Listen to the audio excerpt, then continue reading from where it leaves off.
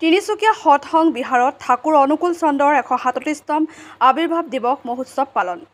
যুগ পুৰুষোত্তম পৰম প্ৰেমময় শ্ৰী শ্ৰী ঠাকুৰ অনুকূল চন্দ্ৰৰ ১৩৭তম আৱিৰ্ভাৱ দিৱস উপলক্ষে তিনিচুকীয়া বৰপথাৰস্থিত সৎসং বিহাৰত উলহ মালহেৰে উদযাপন কৰিছে জন্ম মহোৎসৱ পালন। সেই উপলক্ষে মহোৎসৱস্থলীত ভক্তপ্ৰাণ ৰাইজৰ যথেষ্ট সমাগম হোৱা পৰিলক্ষিত হৈছে। পুৱা প্ৰভাত ফেৰী প্ৰাৰ্থনা, মাতৃ সন্মিলন আদি অনুষ্ঠিত হয়।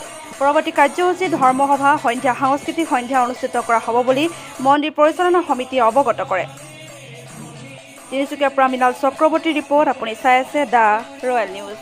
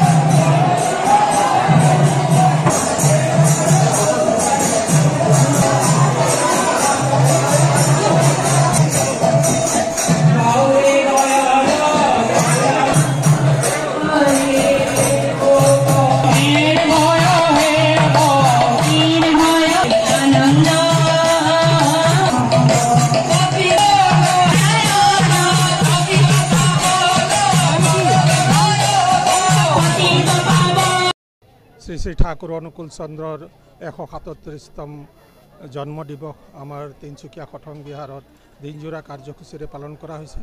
এতিয়া দেখিছে আপোনালোকে সান্ধ্য প্ৰাৰ্থনাৰ পিছত মানুহৰ সমাগম আৰু ইয়াৰ পিছতে আমাৰ সাংস্কৃতিক সন্ধিয়া আৰম্ভ হ'ব আৰু বহু আমাৰ নিমন্ত্ৰিত অতিথিও আহিছে আৰু আমাৰ স্থানীয় তিনিচুকীয়া চহৰৰ পৰা বাহিৰৰ পৰাও বহু মানুহ আমাৰ ঠাকুৰৰ লগত জড়িত মানুহ ইয়াত উপস্থিত হৈছে।